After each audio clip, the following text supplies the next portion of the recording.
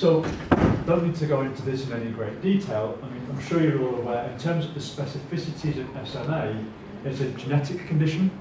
So the fact that the genetics underlying SMA is very well known means that there's actually a lot of potential to target those gene problems directly for a therapy. That's not the case for a lot of neurodegenerative conditions. It is maybe more for neuromuscular, but if you compare it to something like Alzheimer's disease or Parkinson's disease, where there's an awful lot more, we just don't know about how the disease occurs, these are actually conditions where we have identifiable therapeutic targets simply because we understand the genes and the gene problems that cause the disease. But as I'm sure you're aware as well, there's an added layer of complexity to the genetics, which is that SMA is not a single disease, and that there are subtypes that are given the names type 1, type 2, type 3 and type 4, but actually the way that they present and develop brings forward a lot of challenges in terms of designing therapies, testing therapies, because a one-size-fits-all strategy almost never works in medicine. And this is some, a really big hurdle at the minute in trying to develop and test therapies for SMA. Type 1, being the most common genetic form of the disease, the most severe form of the disease, tends to get a lot of the perhaps media attention and tends to get a lot of the development in terms of new therapies. But that type 1 and the kind of life expectancy of a type 1 SMA child of a maximum of about 2 years old is very different in terms of what that individual person requires compared to someone with type 3, type 4 SMA when you're looking at a much more longer, healthier, relatively lifespan, and their needs and demands are very different. But regardless, and this is quite important, regardless of whether we're talking about type 1 SMA, type 4 SMA, the underlying biology is the same. And that is that it's these nerve cells, I'll try and show with a pointer here, these nerve cells in green that go from the spinal cord out to the muscle, the so-called lower motor neurons, are the nerve cells that are primarily affected in the disease. So these are the the primary target for therapies. People are working towards trying to protect, trying to save, or trying to just support and nourish these particular cells. But the consequence of that, the consequence of those nerve cells dying, is that the muscle atrophies away as well. And this is where you then get massive overlap with things like Duchenne. Because if there are therapies coming through designed primarily, let's say, to restore and keep the muscle healthy, you can perhaps see how that would also have direct relevance for SMA, even if the therapy has been designed for a different genetic condition and with a different kind of development in terms of the disease. So, in terms of the genetics, I don't want to go into any great detail, but it's probably worth just reiterating this so you can understand perhaps where some of these therapeutic attempts are coming from. So this is a rather nasty diagram, but it's meant to just represent a little bit of one chromosome, so one part of our DNA in every cell. And this is a part of what's called chromosome 5. And this is the part of our DNA that contains the Smn1 gene. The Smn1 gene is the gene that is basically disrupted in SMA. So there are problems which mean that gene, for a variety of reasons, does not produce the protein that it's supposed to produce. So the protein product of the gene is missing. That's what leads to the disease. So genetically, that's really quite simple. And this is why when the gene was discovered back in the late 80s and early 90s, there was a huge kind of groundswell of optimism. The therapy can't be far away because it is that simple. We know the gene, we know that the gene doesn't work properly, you don't get the protein that it produces. Great. We're sitting here in 2015 and there's still not a single kind of FDA or EMA approved therapy for SMA. So even the most simple biological systems, which relatively speaking SMA is, still presents a massive challenge. And that's something that hopefully will become clear as we go through. So this is the gene that the problem occurs in. Now, if all we had was that gene, and that gene was disrupted, we would not have anyone born with SMA. Simple reason being that if you lose that gene, none of the cells in your body are viable with life. You would never be born. You wouldn't even develop beyond an early embryo. The reason that we actually do have the disease SMA is because this region of this gene has undergone this mutation event. So our DNA is very unstable. It chops and changes itself all the time. And what's happened is that this region here that I'm circling basically copied itself and flipped itself back over to give a kind of a second copy, a mirror version of the same bit of your DNA. So you end up with these two bits, essentially with the same genes within them. Now, that sounds good, but there's a problem. And the problem is that the copy that's been made of the defective gene isn't fully functional. So this gene, this so-called Smn1 gene, cannot produce the protein properly. If it could, we wouldn't have the condition SMA, because there'd be enough protein produced by the second version of the gene to make it all fine. So, just to recap that, basically this Smn1 gene is completely lost in all SMA patients. It doesn't work, you don't have anything coming from it. And this second gene, the Smn2 gene, isn't working properly, so it can't fully compensate for the problem with the Smn1 gene. So thinking about therapies, the easiest and simplest way to think about it is, well, either do we try and put this gene back, and this is an approach that's being trialled with techniques, things like gene therapy, I can tell you about in a minute. Or another approach is, well, if this one's still here, but it's just a bit defective, can we tweak it? Can we apply some kind of engineering technology to make it more like the Smn1 gene? So basically you're trying to kind of trick it into believing it's the original copy rather than the newer version. These are two approaches which, if successful, you could perhaps visualize would offer a treatment. You're giving back to the body the protein that's no longer there in SMA. Okay, so does anyone have any questions about, I mean, that's a rather whistle-stop tour, but that's the genetic basis effectively of the disease. We lose these genes, and the main effect on the body is that these nerve cells, these lower motor neurons, break down. We lose the ability for our spinal cord and our brain to talk to our muscles, and the muscles then waste away. So is there any kind of questions about that basic biology? It might not be appropriate to talk about this now, but I have SMA, it's distal, and I had a genetics test done where they said they couldn't find the defective gene, but Right. they've been reassuring me for the last 25 years that I still have it. Yes. So that, obviously, that's really sort of confusing in that sense. I've had EMGs done, but they said, yes, you still have SMA, but we can't find the gene. Right. So what I've just said, and you've picked me up, and this is the first time this has ever happened to me, so I apologise at the outset. Only about 98% of patients with SMA have this gene defect. There's a small percentage, 2%, that will have other genes that can cause the same condition. Right. That is really, we're flying in the unknown territory there. Yeah. Because if we haven't mapped it before, we don't know that these gene defects can cause a disease, we don't know where to start looking, for example, in your DNA to say, oh, that's the problem. Yeah. You're really kind of peering into a black box of... So clinically, you can have a diagnosis of SMA Yeah. and it not be caused by the SMA gene. But there's hope. The reason I say that is hopefully you'll see at the end. So some of the work that we do in my lab, I've tried to keep this not focused on my own lab, but a bigger picture. But some of the work we do in my lab suggests that actually it doesn't matter which genetic defect you have to cause SMA, they all converge onto the same kind of pathway that causes the disease. So the genes sit at the kind of the top of a tree, and they all, regardless of which one has a problem, will lead to the same single kind of downstream consequence. So the therapies we try and design to target that downstream bit could be applicable across many different genetic scenarios. That's the hope. Sounds grand, but it's at least a model that we can work towards. So yes, absolutely right.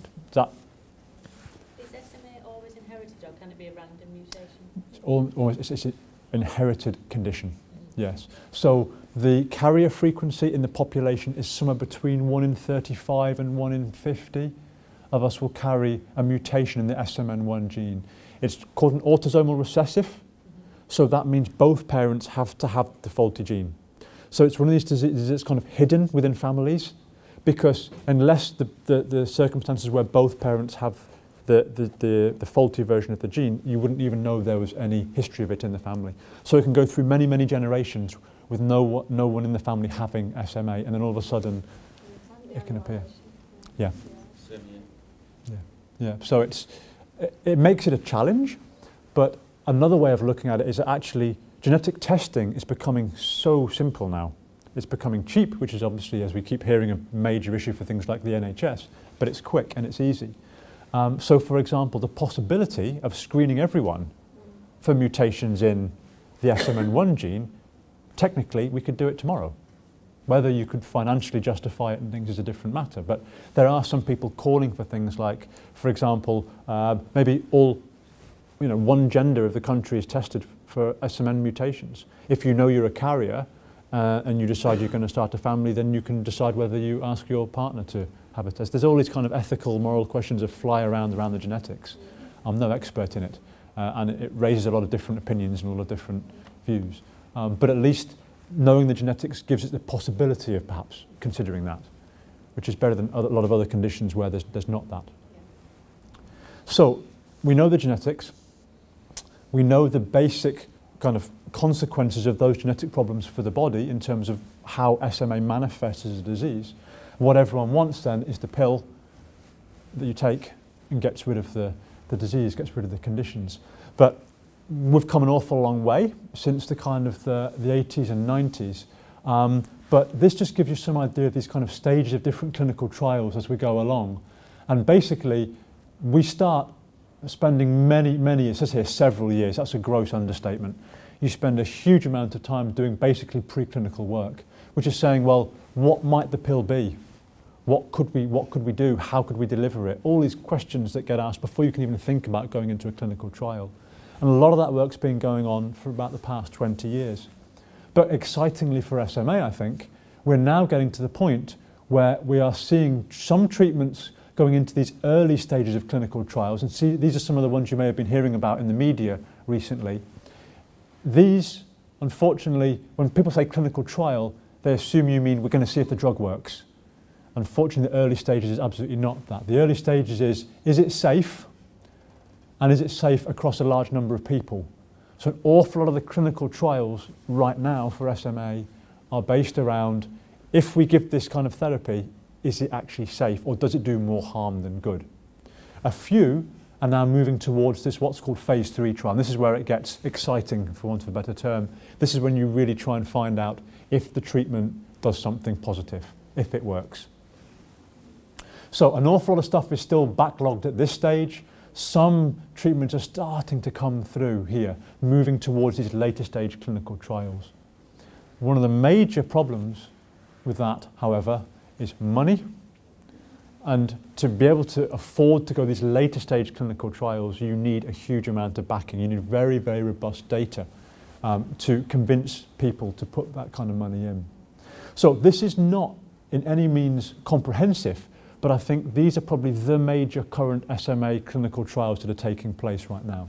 So just to kind of just put things in context, this bit here, these first 3 boxes, is that preclinical stage, so hasn't really gone anywhere near a patient yet. And then these are the 3 stages where you're actually testing them in patients, and only at the very end here are we actually doing anything in terms of asking, is it any good? Does it work? What's the time frame, basically, on those red lines? I'm sorry, say again. What's the time frame on those red lines there? For this one here at the top, alexisome as a drug and a compound, this is a French group that are developing that. That's been known about for about 15 years. Okay. Now, that doesn't mean that it would always take 15 years, but it often, it's a long and winding road of, oh, I think there's a chance that it might work in this condition. No, we'll try something else. We'll take that for approval. Halfway through, you chop and change. There's an awful lot of this. These nice straight lines look like you start out with a very clear idea and you take it to the end of the line. It never, ever works like that. So some can be a bit quicker. So for example, the 4th one down there, the charisma, that's basically a gene therapy trial. And that's one where the technology was first really proven in 2010. So they've gone from the technology being proven in 2010 to phase 1 clinical trials in 5 years. But again, it's a new technology. Gene therapy, the idea of using viruses to deliver faulty genes back to the body, that's not simple to do. If we can get a compound that's already been proven to be safe for other conditions, for example, And there's this one here, Accord, is a good example of this. This is a drug that was originally found to improve muscle strength and motor control in multiple sclerosis patients. Because it had already gone through clinical trials for MS, it was approved and safe. You skip all the early stage clinical trials for SMA and move it straight towards phase 3. Does it do anything? Does it work? So some things can be quicker because there's history of them being used or developed. Other things that are really novel technologies require longer to kind of get them to the stage where you can convince regulatory authorities that it's safe and it's worth trialling it in patients. So this basically are the kind of the current ones that have been in the media and the things. The bottom one is probably worth noting for a point. This happens an awful lot. Even things that come with a great amount of excitement, a huge drug company like Pfizer behind it, they can put millions into it, and yet as soon as that drug starts getting through the kind of development pipeline, something crops up that you weren't expecting, and it's a no-go, it stops it. So it wouldn't surprise me if several of these other ones above here at some point will also get terminated. It's just, that's the way of clinical trials. It's the way things always happen. There's a huge amount of fall off. Things you think are going to work based on, let's say, animal model data or based on your kind of best guesses around patient cohorts and the like cannot come through. So you can see some of the names on here, very big players, Novartis, Roche. So there are big pharma companies now getting involved in SMA therapy, and that's great because 10 years ago when we started working in this, they wouldn't touch us with a barge pole. They weren't interested. It was too small, there wasn't enough money, the patient cohorts were too dispersed, there was no cohesive kind of way of bringing people together for clinical trials. That's all changing with groups like the Muscular UK and the Treat NMD network, pan-European networks. We're starting to actually get to the point where we can deliver the trials that these guys in the pharma companies want to be able to think it's a viable proposition. So that's good news that these companies are being involved. But there's also a lot of what you would call kind of new startups or new players in the field, things like Avexis, ISIS and the like. So basically, the reason I've put this up is that the colour coding is really quite important here. This illustrates two main ways that we're trying to develop therapies for SMA. Those in blue are SMN dependent. What we mean there is we're trying to target the gene defects. We're trying to either replace the gene that's faulty, we're trying to patch the gene up that's there but not working properly. They are targeting the actual gene defect. They're SMN dependent. They are all, apart from this top one here, quite a bit behind the ones at the top here. The ones at the top are what we call SMN independent. So these are strategies where you say, okay, rather than worrying about the genes that are the problem, how about we'll just try and strengthen the muscle? Or how about we'll try and help and support and stabilize those neurons that are breaking down? So they're not worried about what the gene defect is, they're just trying to stabilize the system that's breaking down and keep it, preserve it, make it function better. So the top two here, I have to say, I think they've progressed with some modestly exciting suggestions of some benefit, but they're not going to set the world on fire. They might give a little bit better motor function, they might prolong life expectancy a little bit, but they're not some kind of wonder drug or wonder pill for SMA. But these really are first generation types of those therapies. So I'll come back to talk about these SMN independent ones at the end. So we'll come back to that as a kind of a focus. So right now, most of the kind of excitement in terms of the research field is in these blue bars. And this is therapies where we're trying to target the problem with the gene defects. And so that's what I'll tell you a little bit about now. One of these, only this one at the top here, has got through to phase 3 trials. This uses a technology called Antisense Oligonucleotide, which I'll just explain a bit in a minute because it sounds a bit of a nasty word. Basically, these were compounds that people thought would not be safe. They thought they would mess the body up. What's really important is you can see that arrow's gone through phase 1 and phase 2. It means they're safe. If they're safe, that's a massive benefit. It means now we can really go and see whether they can do what they promised to do and correct some of the problems with the genes. Is that what Translarna is? No, kind of similar-ish technologies, kind of molecular molecular kind of engineering. But these are basically trying to target, I'll show you in a minute, they're trying to target the Smn1 gene and change what it does. Okay, so does anyone have any questions just about the general flow of projects through the clinical trial side of things? I'll talk about specific approaches in a minute, but I mean, any questions about that in general? The exception of the top two, are they all SMA1 targeted? In terms of the patient type 1, I think Trophos have gone for a range. I think they've gone for type 1, 2 and 3. Yeah. I think the Accorda trial is type 2, 3 patients because that's more about trying to modify function rather than perhaps trying to ameliorate or reduce the actual symptoms of the disease. That's one I think only that's being run out of Columbia University in New York, and the Trophos trial is in Europe. Is mainly being run by the French kind of neuromuscular disease agencies. They've really been pioneering the work behind this Trophos compound. Okay, so just to recapitulate that. So we can target the genes for the therapy, and there were those blue bars. I'll tell you about those. We can look for modifying factors. They were the red bars. Things that can modify the disease but don't target the initial problem. I'll talk about that again. This is a bit that's always a little bit contentious. The idea of repair. Really what we're talking about here is stem cells. The idea, the notion that if you put stem cells at the right place at the right time into a patient, you can regrow what has essentially been lost. I don't think there's any convincing evidence right now that that's a viable strategy for SMA. I'm speaking personally, I'm speaking from what I've seen in the literature and what I've heard around and about. But to my mind right now, if the repair side of things is a viable approach, it's probably a way off. And it's not something that I think is having the same focus that it was maybe 5 years ago when there was an awful lot of hype around the idea of stem cells. That's my personal opinion. You'll find people that disagree with me. But I thought I would just flag that up here, that it is an option, it's on the agenda, but it's not something that's really pushing forward in terms of clinical trials.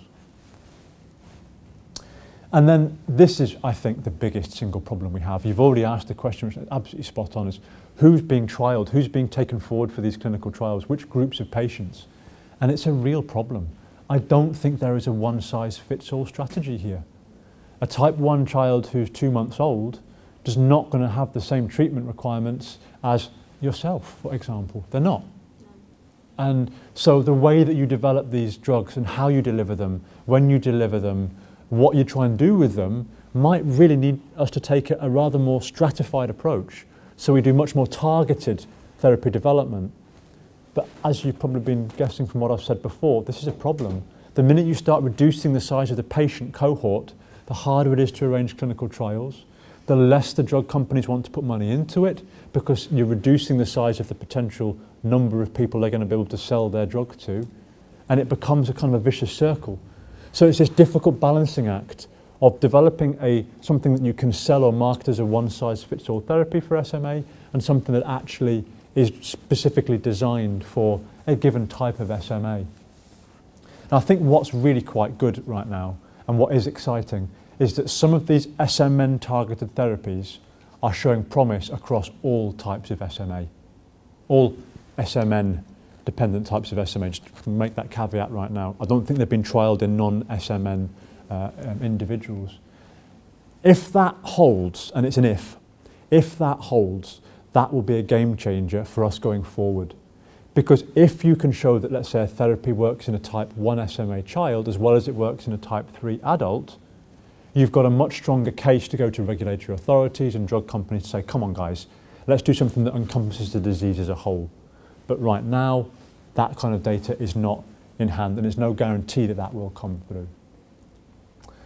The other major issue, and I say this from a biased viewpoint, is that we rely very heavily right now on animal models to develop therapies. My lab is a preclinical lab. These are the models we use in my lab. We use mice, we use flies, we use zebrafish, the little fish at the bottom here, and we can use patient-derived stem cells. None of them is a human SMA patient. And as well as we try and model things and to say, well, this is important, it's relevant, it's not. Our mice, you can see this little mouse on the side. This is a a mouse with SMA, this is a litter mate, so a brother or sister from the same litter. This mice is about 6 days old. So these mice die within the first week of life. Now that's an incredibly severe disease. To go from being born normal, these mice you can't tell them apart at birth, to being dead within 7 days. That doesn't model any form of human SMA. It's actually way more severe. Now you could take that as a positive. If you can cure these little beasties with that severity of the disease, maybe that gives better hope for kind of the human condition, which is perhaps more protracted. But again, this is total speculation. And the reliance on animal models and the failure for a lot of diseases outside the neuromuscular field to directly translate animal studies to patient therapies is something that is becoming really quite a hot topic, especially in the media. And people are asking why. Why are we not able to translate all the exciting things we can do in a mouse into human patients? And I don't think we've really got an answer right yet. So, given that, let's try and get back to the positives. There are a lot of exciting avenues open to us that are being actively pursued for SMA therapy. And first we're going to talk about the genes. So, therapies where we're trying to target the gene defects. And there's 3 main ways you can do that.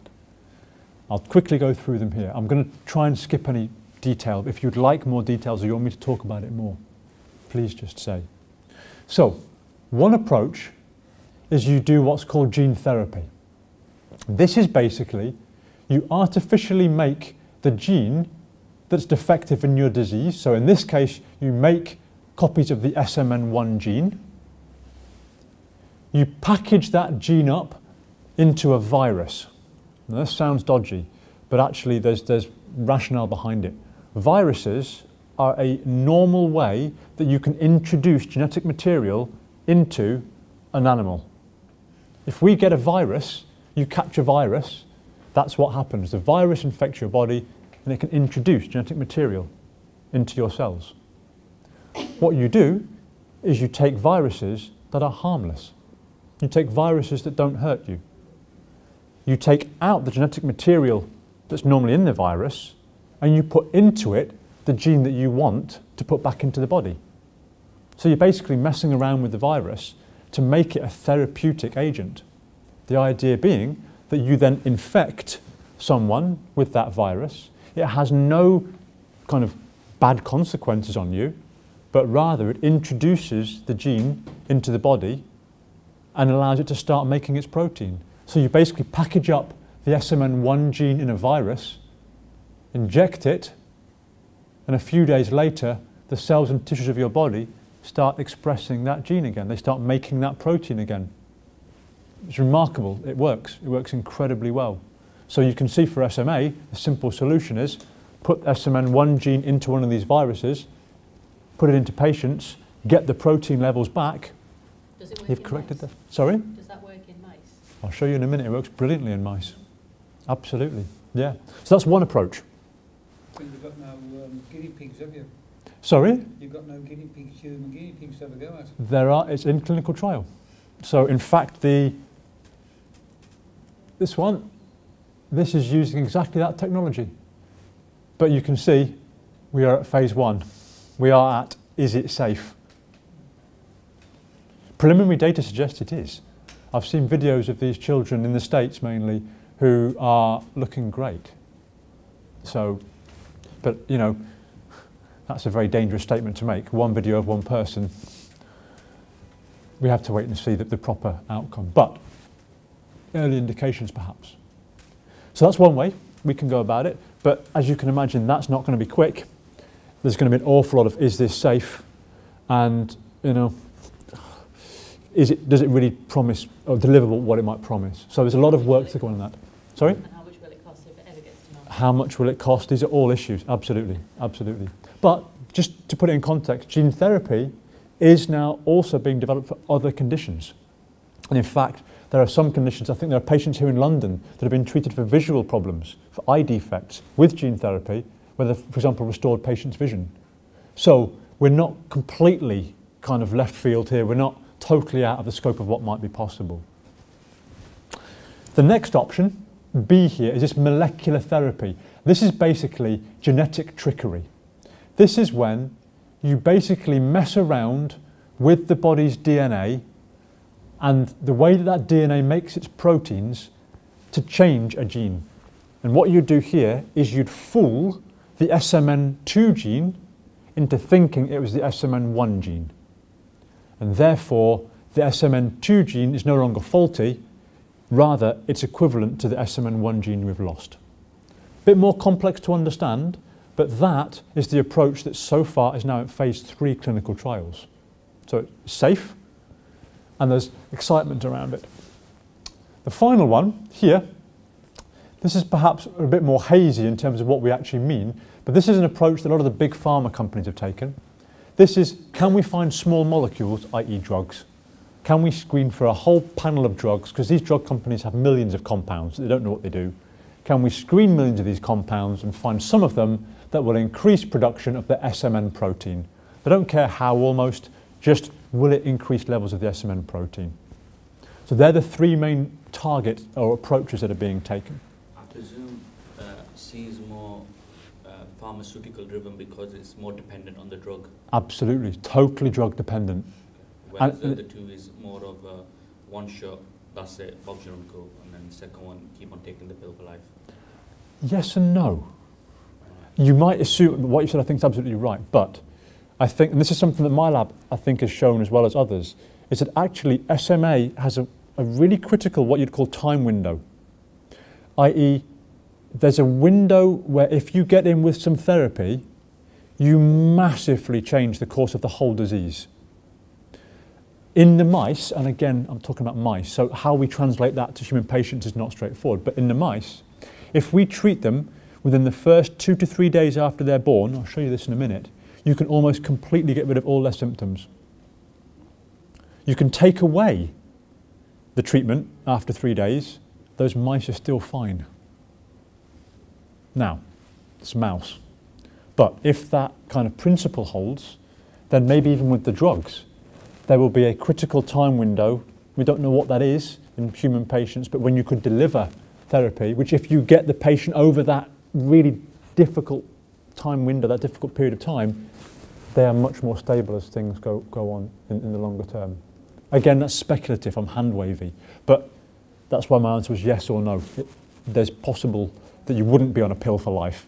So even if those 3 approaches, if you got to a certain stage in your life with that condition, would those approaches work at all at a certain That's point? an excellent question that we just don't know. The time window model might suggest no. So even if there is a cure, but because obviously you've had that progression of that condition for a number of years, the effect of the actual cure or drug or infection may not have any effect on you. Possible. Okay. Yeah, it's possible. Not an absolute no. Okay. But for some of the therapies that are being developed, it's possible. It just depends upon what we're trying to do, where and when. These, the gene target ones, I think are very much dependent upon getting in early. I'll show you that in a minute. Some of the other approaches, which are not the gene, but what the gene does, might be much more beneficial throughout life. Now, I'm not saying you'll be able to reverse what's gone on previously, but even if you could halt any further progressive decline, I think that would be something that would be seen as an achievement and something that's worth pursuing. That's the case with most SMA people, isn't it? You want to stop the deterioration. Yes. Staying the same is probably good. Yeah. I think that's the key. Yeah. Yeah. So you asked me, does the gene therapy work in mice? This is it. So these are horrible graphs. Just don't worry about them. This is the one that matters. This is a number of mice, percentage of all the mice that you use. So basically, as the line comes down, that means mice are dying. And the time along the bottom here is the age at which the mice die. This green line is what happens to normal SMA mice, if you just leave them. This black line along the top here is healthy mice, not with the gene defect. This red line is what happens to SMA mice when you treat them with the gene therapy. 250 days, that's equivalent to about, 30, 40 years old in a human. Now, lifespan is just one readout. It's worth bearing in mind, for example, if we look at body weights, this is a normal body weight curve going up here in grey, and this red one is the one that's treated. So these mice are not 100% quote-unquote normal. They're lighter, but we're talking absolute game-changing difference in lifespan by giving this. And this is one injection of the gene therapy at the day of birth. One injection. Second approach is this kind of molecular trickery. And this is this thing called Antisense Oligonucleotides, or ASOs. Just to cut a long story short, you make this little patch, this little trickery patch, that you get into cells of the body, and how you do that's a long and boring story that I won't bother you with. But you get this little kind of molecular patch, or this molecular trickery into the body, and it binds to bits of the DNA and the RNA that are basically making the protein. In this case, we would design these antisense oligonucleotides to target and bind to parts of the SMN2 related gene and its RNA. And basically, this trickery makes the SMN2 gene think it's SMN1. All of a sudden, it starts producing the full SMN protein that you want. Now, this is a lot quicker to administer, a lot simpler to administer than gene therapy. And again, this is just one of these survival curve things. A normal SMA mouse is down here.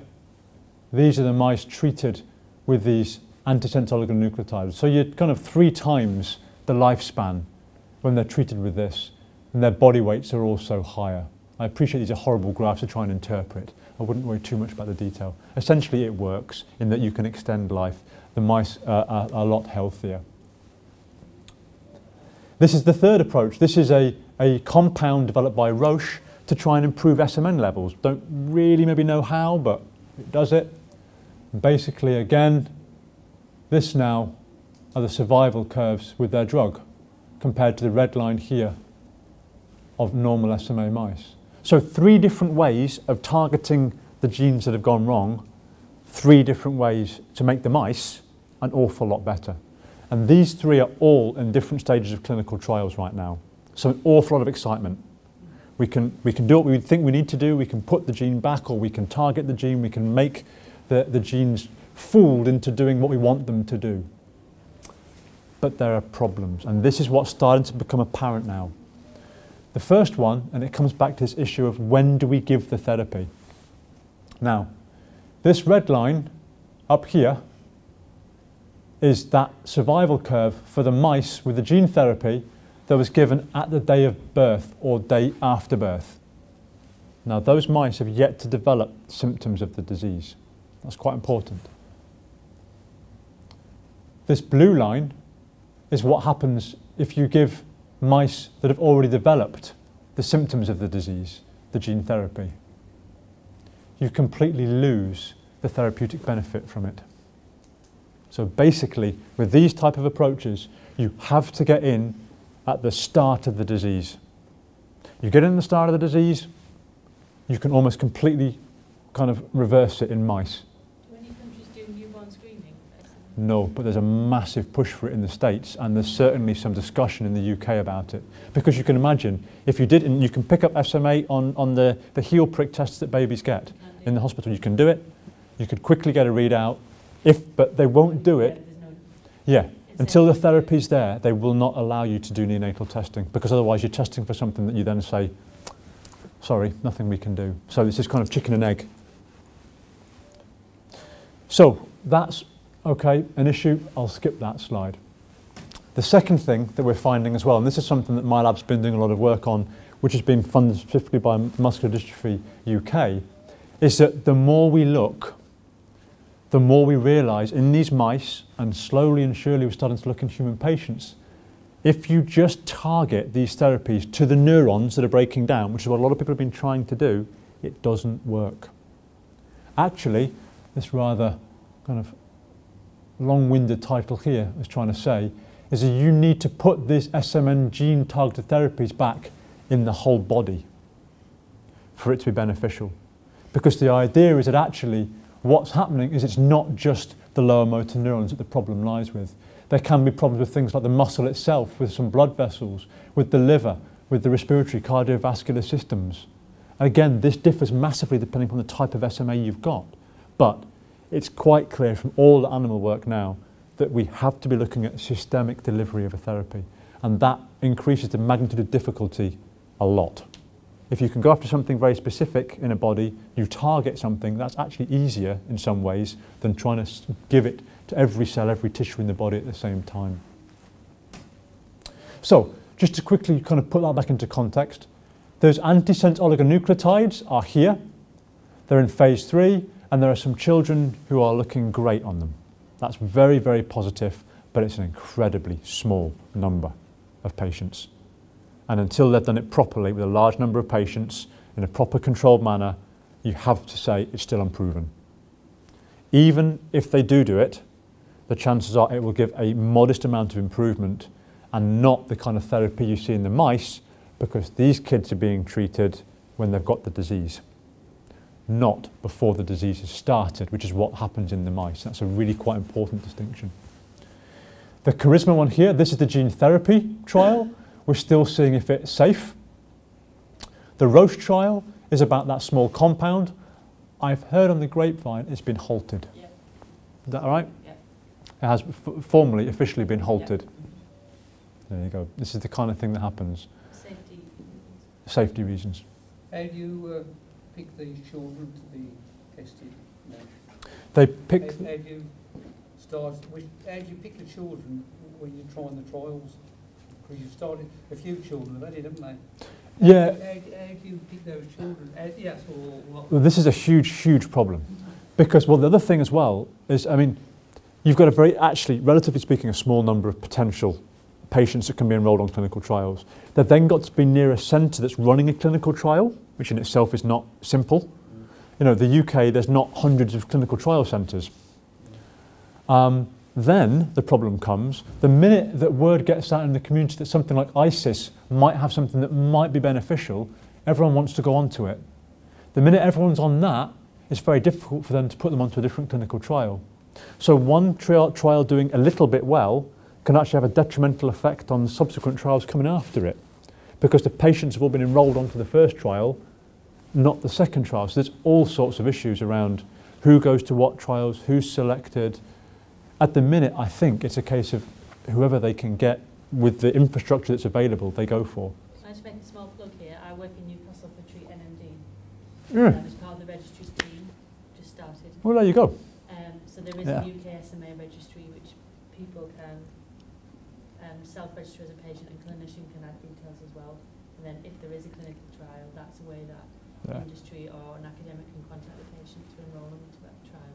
Strong, I didn't realise, sorry, that you were from a strong recommend. Any patient who gets in touch with me gets put straight onto the Treat NMD registry. It's the single best way that patients can get access to things.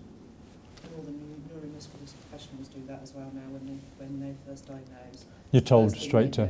Is they give us your information and advise to get on there, because that's the way that it's going to go forward. So they've got all that information in the central pot. Doesn't guarantee it, unfortunately. That's the problem. You know, it's people want to. If I sign up, does it mean I'm on the trial? It doesn't. But years, but it's not. I've never. Yeah, that's. I can understand that, but it's. Yeah. Okay, so unfortunately, I can update that already with. I think it's halted, not terminated. Is that a fair term? Okay. So, lots of excitement, lots of potential, lots of possibilities, but I think lots of also hurdles that they're going to have to overcome. So I've been told I mustn't run over 1:15. So very quickly, the second approach, to come back to the idea of modifying factors. Is this an alternative strategy that we can use on its own or in combination with targeting the gene defects? I think that latter approach is something that's becoming more and more attractive. Don't just do a kind of a one shot, I'm going to give it everything at one attempt, I'm going to try and hit multiple therapeutic targets. So the idea here is that if this is supposed to be the kind of age or disease as it progresses, the gene deletion is there throughout the whole life of the individual, from basically birth onwards. The symptoms only come on gradually once they start, at the start of the kind of threshold of the disease. But there are other factors which basically change in response to the gene defect, and they will decline over time, often in advance of the actual symptoms starting. So one idea is, well, rather than targeting the gene problem, where we know we have to get in at the very, very start of the disease to have any effect, can we actually start going after some of these kind of things, these other factors that influence the severity or the progression of the disease? The problem is, it's a black box. What do you target? What could that be? So one of the things you can do is you can use a fancy kind of technique where you screen for what the SMN protein and gene does in the body. One such technique is called proteomics. I'm not going to bother with the details, but there are ways and means to try and find out what we could potentially target. And one of the exciting pathways that my lab has found, this is the only bit of my own lab's research, so I hope you'll forgive me for being a bit focused on this, but basically you can identify proteins in SMA that change massively. These are not the genes that are defective, these are changes occurring downstream as a result of the genes being defective. So you can find some proteins whose levels are below where they normally should be. You can find some proteins whose levels are above where they normally should be. This means if we therapeutically reduced these proteins or therapeutically increased these proteins, maybe we've got an alternative therapy on our hands, or at least a therapy that could be used in conjunction with, say, the gene-targeted therapies. To cut a long story short, this approach works. In fish, this is an SMA fish. This is the spinal cord, and these little blobs are the motor neurons in a fish spinal cord. And these lines coming out are the axons, the nerves as they grow out to the muscle. The muscle will be down in the bottom here, but we can't see it. This is a healthy nerve growing out, but in SMA fish, can you see these ones don't grow out properly? These ones don't grow out properly in here. If we develop drugs that target these downstream proteins, this is just one example of targeting that beta-catenin protein I showed you in the last slide, and you give it to the fish, the motor nerve cells are all back to full health. So that's not going anywhere near the gene. It's targeting the downstream pathway of the gene, and you can still give full therapeutic rescue to it. So this is proof of principle, I think. You can go after the gene at the very top of the kind of the problem, and or you can go after things in the intermediate stage between the gene problem and the symptoms. You can do similar things in flies, you can do similar things in mice. So basically, the kind of model I think that we're coming up with now is like this. Rather than saying, do we target genes or modifying factors or repair, we start saying, let's target genes and modifying factors and repair. Because I think it's probably safe to say one of them in isolation is not going to be sufficient to give you that full therapeutic benefit that you're looking for. Other important factors that we've really identified, we need to be delivering therapy as early as possible, especially for those therapies that are going after the gene defects. And we need to deliver them as systemically as possible, i.e. get it around the whole body, get it into all the tissues that are affected as early as possible. Maybe, just maybe, if we pull all these approaches together and we deal with these kind of delivery problems, we might actually end up with a therapy that is viable and effective. There's a lot of hope. I think there are going to be approved therapies within the next maybe 3 to 5 years that will modify the disease, and that's incredibly exciting and incredibly encouraging.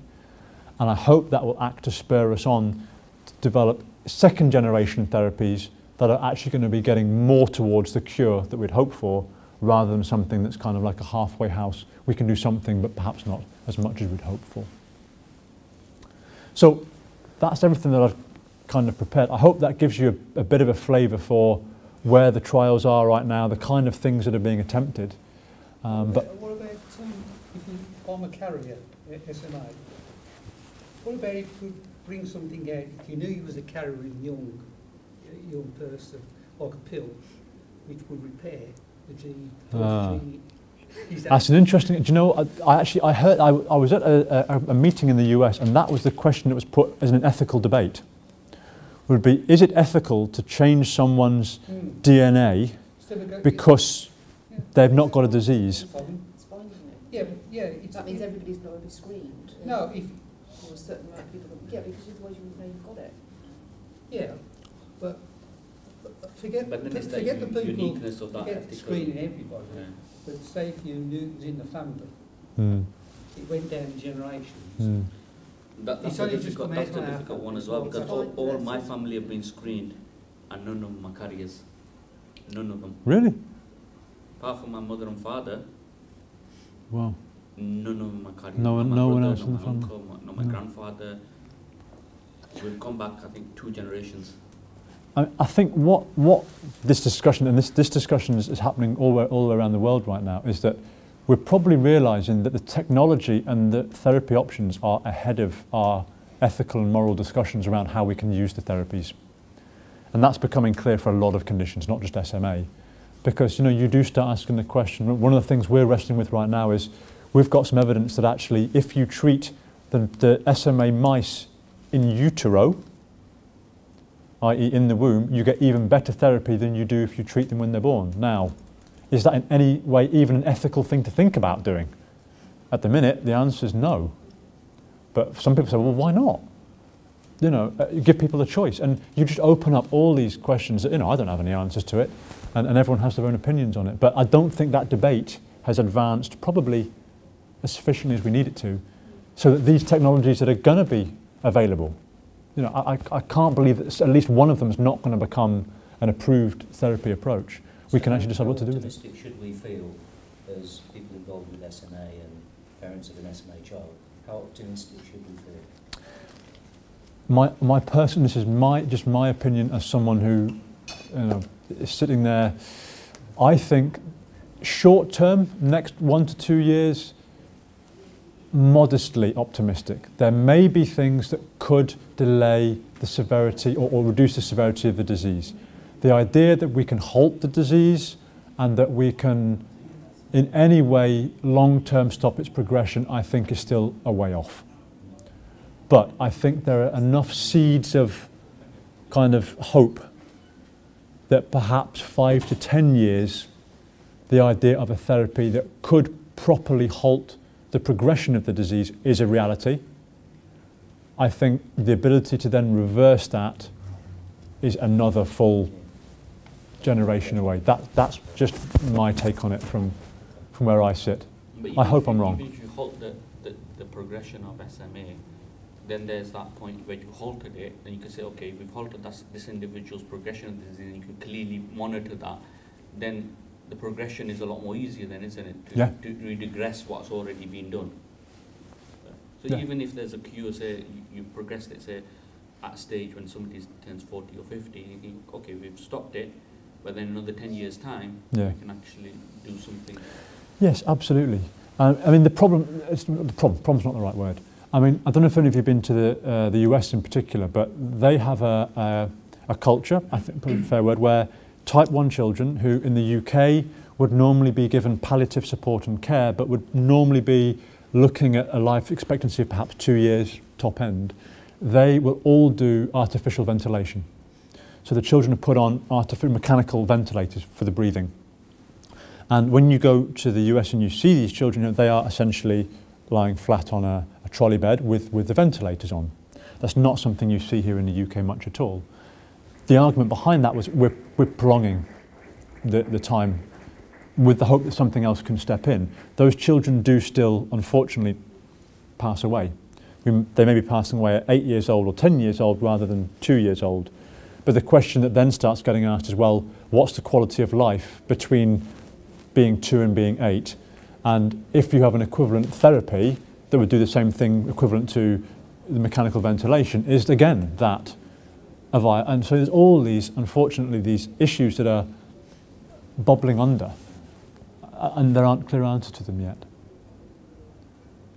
There aren't clear answers. But I think certainly compared to when I used to give SMA talks 5 years ago, we are a absolute lifetime further forward than we were. We've made more advances in 5 years than I ever would have imagined possible.